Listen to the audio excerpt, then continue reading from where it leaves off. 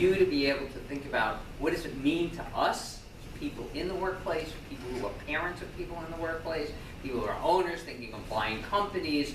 Remember, one of the basic assets in a company are the people. And what have we done to those people? Are we raising them? Are we growing them? Things like that. So the goal here is really just to stimulate your idea. The reason you have 2 sheets of blank paper after the introduction is so that you could write down what I talk about, but more important, what questions you've got.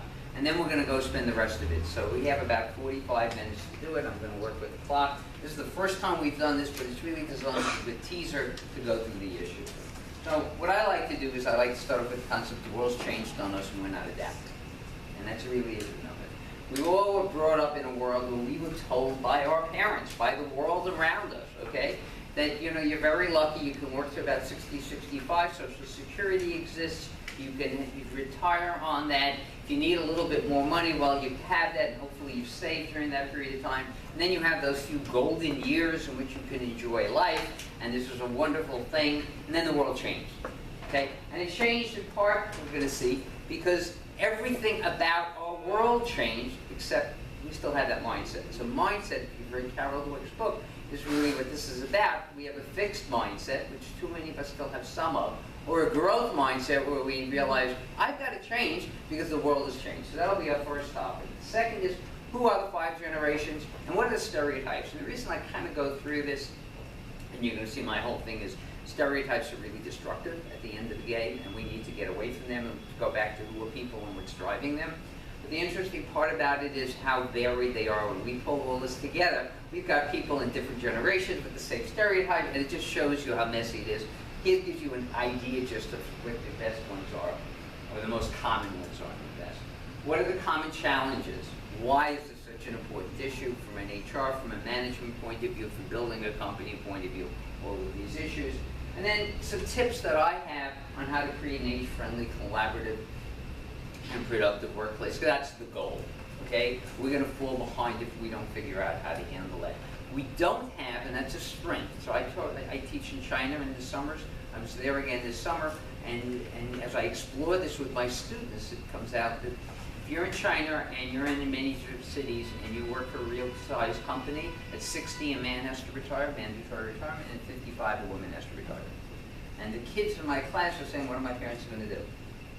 Okay? And we don't want my parents to end up where our grandparents are sitting around doing nothing. And they have the same stereotypes. When I say, well, what do you think your parents are going to do afterwards? Well, when I get married, they're going to take care of the kids. That's their job, okay? So I want you to think that these people were raised to think that, once my daughter or son is in the mid-20s and has a kid, fine, now I can be a babysitter for the rest of my life. That is not what we were about. And so it's a different thing. We're in the workforce.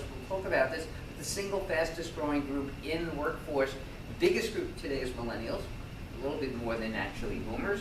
The growing group, though, is actually older people, not Gen Z. Gen Z is going to flood in, but we've only got the first couple of years now. So these kind of numbers you have to always watch a lot because it's just where you are at any given moment. 2007 and 2010 have a completely different profile because the world changes. And that's what we'll be focusing on.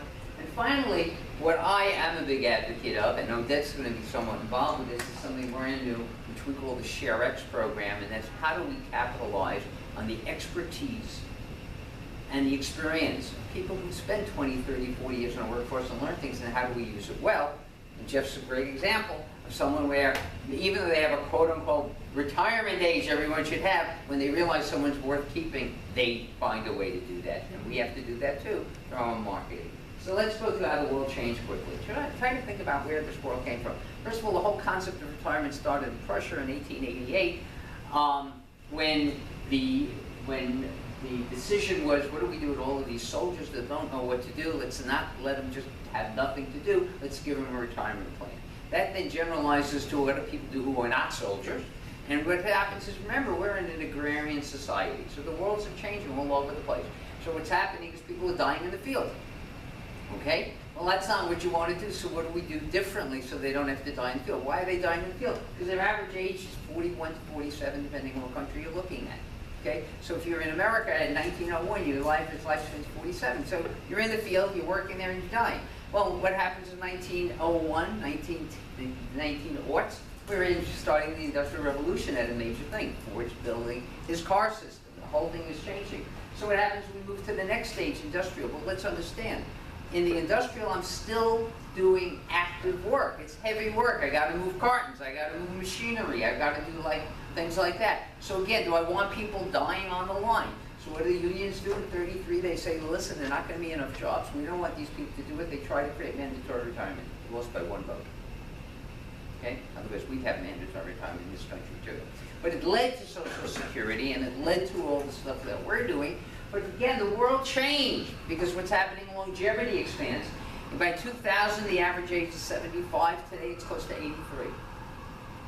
Okay, so we're all living longer. When I say 101 plus, it's because as we keep aging, it'll keep moving. Okay, and we need to think that way. People who are in financial planning, you don't say to someone when they're 60, if you retire at 65 because you're in some kind of plan that tells you to do that, you need to save enough money to carry you for 25 more years. You can't do that because at 87 they're going to be out of money. So you've got to plan it differently. So we're saying start at 101 and you can work backwards and you can figure out what you want to do accordingly. So we move from there to a knowledge economy. Well, in a knowledge economy, we're not moving around heavy boxes and moving tractors. Okay, so we're in a different world. So people of all ages can work in a knowledge economy. And today in the digital world with the gig economy and the ability to work virtually, it's completely changed. You can be sitting on a Mexican beach or Costa Rica beach where a lot of these people are going right now and enjoying and being literally as full-time productive as you can when you're not swimming in the beach. Okay? Because that's what the world is all about. And again, there's nothing that's going to stop you from doing it. It's not physical labor. And by the way, that's also changing. We're physically able. When we talk about exoskeletons and all that stuff, allows you to do anything you want to. But that whole world has changed. And we need to say that and start with that as the term the world changed. What's really changed, most fascinating, which is where it drives age brilliantly, is in 2017, Transamerica did a study, which is the first real study that came out that showed no longer do most people who are about 50 years old plan on retiring at 65. They want to continue working. So this AARP world that was built 50 years ago, from a policy point of view, is critical, but from a social point of view, this is the whole point. It doesn't get where people are. People want to stay productive at all ages. They want to continue working.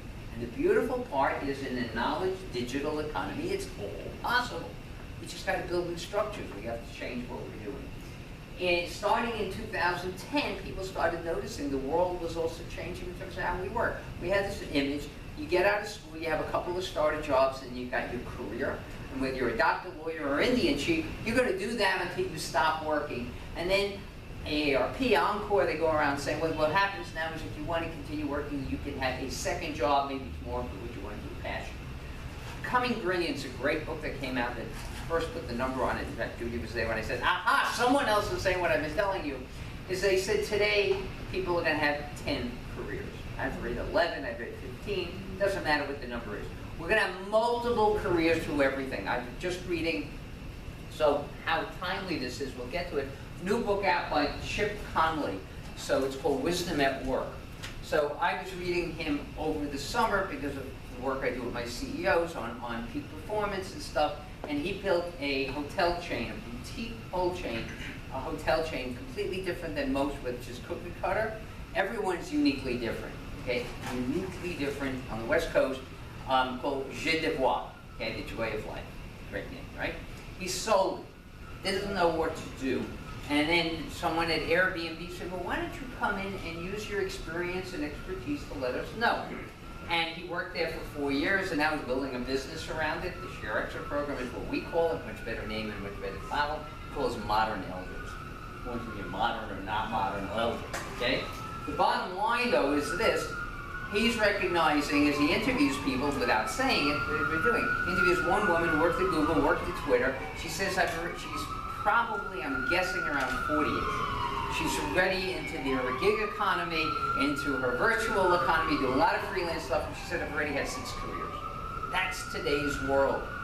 And so, in a sense, as Tom Peters says, brand you, this is really about branding ourselves and knowing what And finally, the world is going to change from the digital world to when we have what I call enhanced workers. We're all going to be there at some point. We're doing that already. Years ago, it's prosthetics that are there. You see people all the time. Ads are wonderful about that, showing people who are running marathons with prosthetics, okay? And all of the aids that we do, and exoskeletons, which allow you to pick things up and do things. So our world has changed, and the only way we can be good role models for the people we work with, for our children, our grandchildren, is for us to say, that's what the world's probably going to look like, and let me see how much I can do of that. For us, it's an education, but if we have the growth mindset, we will make it, and that's the goal. So let's focus on who those generations are, because that's kind of what I drew you here. So people define it generally, and that's what's real interesting, kind of a mindset that comes out of an experience. Okay?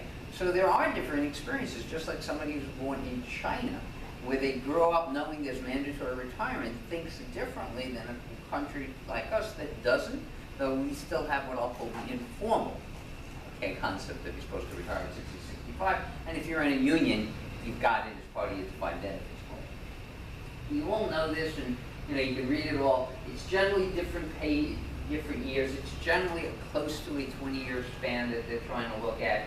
The different things that happen, and it's a way of looking at it. But the key thing is to understand things change the way we work. Okay, Vietnam changed that generation because they looked at it and said, "Why are we dying for a country in a war we can't win? It doesn't make sense." Okay, you have 9/11 changes. Okay, my God, what do we do? Today's Gen Z is growing up in school shootings as a part of what they're doing and a violation of privacy. So we have completely different ways of doing it, and that changes who we are. And we're going to go into just how significant that is or isn't. And that's really the issue on it. And so, this is a good way of kind of representing the different generations and what they're about. So bringing them out, I'm going through what I said are some of the most common stereotypes that are out there. So the traditionalists, okay, the parents, okay, the people who left the wars, who came out, who built Levittown, who started all of that stuff. When they started all this stuff, what are they? They respected authority.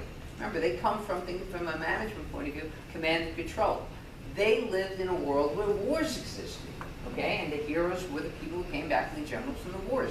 I yesterday had a CEO meeting, and one of the people made a comment, which I hadn't even made that connection. Great about what we get to learn from everybody. Just you realize this is the first generation that has not been in any war, right? Okay, Afghanistan exists. I just interviewed someone who did 3 roles in Afghanistan, but essentially it's a few people. It's not someone we really know. We don't see it on television every day, okay? So it's not that kind of thing. So it's a different world. So the loyalty was there because the system took care of you from that point of view. They generate the next generation, which is the boomers. My dad told me when I was a kid, every generation, and I think it's a great model, it's like a pendulum. When it's over here, you react against it, which is interesting because the next one reacts back. So he said, watch, skipping every generation, you'll see the similarities. And part of what I've done here is watching that really does work out. So, you can't trust anyone over 30 because these people are sending us to a war and it doesn't make any sense. They're killing our leaders, etc. But they start this whole process redefining what we do, okay? But as they get older, they learn the securities that we have are there, okay? So you can't count on Social Security. You've got to have savings, which is why financial planners do very well. And so as this starts changing, we become workaholics. So the group of workaholics is many of the boomers, okay? They have a different approach. The concept of work-life balance, which is not something that makes any logical sense when you think about it, but the concept was work and life is different. What you'll see is every generation's going, that's not the way it really is. And that's part of it, just facing the reality of what's changing in our life, and they become competitive.